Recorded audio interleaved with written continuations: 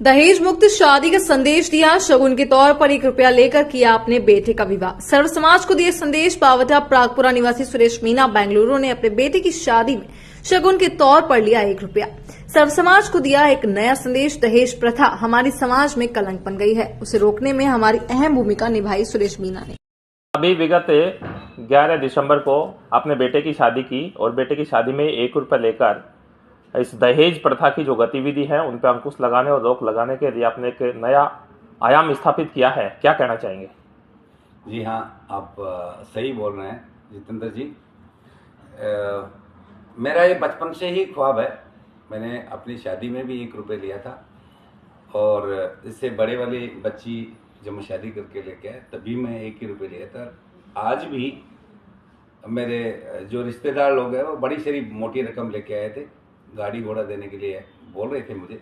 लेकिन मेरे बचपन से विचार हैं कि जब बेटी और बेटा में दोनों ही माँ के पेट से पैदा होते हैं तो फिर दहेज नाम का कीड़ा क्यों? दहेज पहले मुझे लगता है कि गरीबी के अभाव में 10, 15, 20, 25 साल पहले स्टार्ट हुआ था। एक बाप अपनी तरफ से सोचता था कि मेरी बेटी को किसी चीज़ की कोई कमी नहीं रहे और ये सामने वाले घर में ससुराल जाके दुखी नहीं रहे। उसके लिए बाप अपनी तरफ से एक हेल्प करता था अपनी बेटी को। पता नहीं क्यों बदकिस्मत ये प्रचलन चल गया। हालांकि ये प्रचलन गलत है और मैं सर्व समाज को ये मेरी तरफ से संदेश देना चाहता हूँ कि दहेज पूर्ण रूप से बंद होना चाहिए।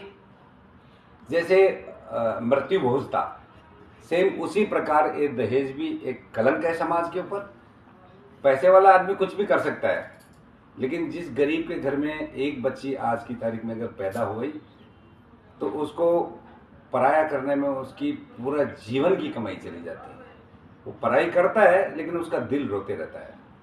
यही वजह था कि मैंने ₹1 में बच्ची को एक्सेप्ट किया हूँ और मेरा बेटा, मेरी जो जनरेशन है उनको यही शिक्षा देता हूँ कि बेटा जीवन में कभी किसी भी समाज में आंखों से देखो या कानों से सुनो या अपने घर में कोई ऐसा हो तब पूर्ण रूप से इससे खिलाफ रहे। सुरेश जी, क्या सोचा, क्या समझा आपने और ऐसी व्यवस्थाओं को अमली जामा आपने पहनाने का काम किया और एक क्षेत्र में अलग मैसेज दिया है? क्योंकि अक्सर मैंने अपन देखते हैं कि हर समाज में ही दहेज जो है उसको एक मेन माना जाता है और आपने कुछ एक अलग हटकर और एक क्षेत्र विशेष में अच्छा मैसेज देने का प्रयास किया। क्या कहना चाहेंगे प्रत्येक समाज के लिए? जी, मैंने पहले ही आपको बोला कि मेरे पास में सर्व साधन है, लेकिन मेरे अदर कास्ट में मेरे सगे भाई भी ऐसे हैं जिनके पास में वो सर्व साधन नहीं है।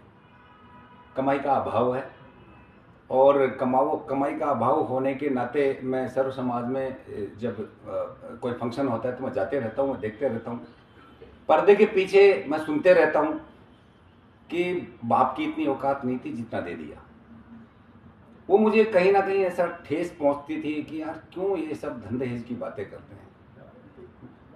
मेरे देश के प्रधानमंत्री नरेंद्र मोदी जी ने आह्वान किया था आज से 10 साल पहले कि बेटी बचाओ बेटी पढ़ाओ। मैं उन सिद्धांतों पे चल रहा हूँ और मुझे लगता है कि हर एक नागरिक को उस सिद्धांतों का पालन करना चाहिए।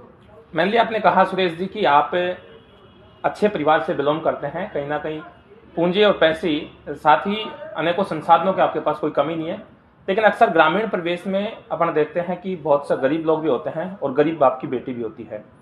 उनके लिए आप क्या कहना चाहेंगे? जो गरीब बाप की बेटी है, किस प्रकार से उनको शादी विवाह में खर्चा करना चाहिए और किस प्रकार से अपनी बेटी को पराया करना चाहिए?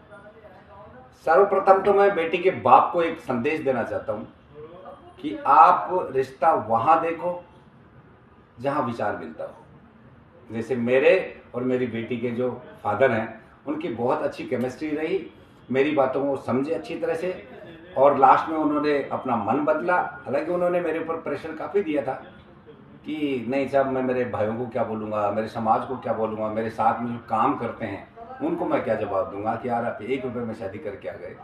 ऐसे ही मैं सर्व समाज में एक संदेश देना चाहता हूँ और खासकर बेटी के पिताजी को देना चाहता हूँ कि आप जब भी कोई बच्ची का या बच्चे का रिश्ता करो तो उसमें एक धारणा लेके जाओ कि मैं जैसा हूँ वैसा सामने वाला है या नहीं है। दूसरा बात यह है कि वास्तव में मैं किसी का धन लेके आ रहा हूँ, मेरे बच्चों में अगर संस्कार नहीं रहेंगे तो धन कितना दिन चलेगा, तो मैं क्यों ना 1 रुपये में शादी करूँ। यही मेरे विचार। बहुत बहुत धन्यवाद। Thank you.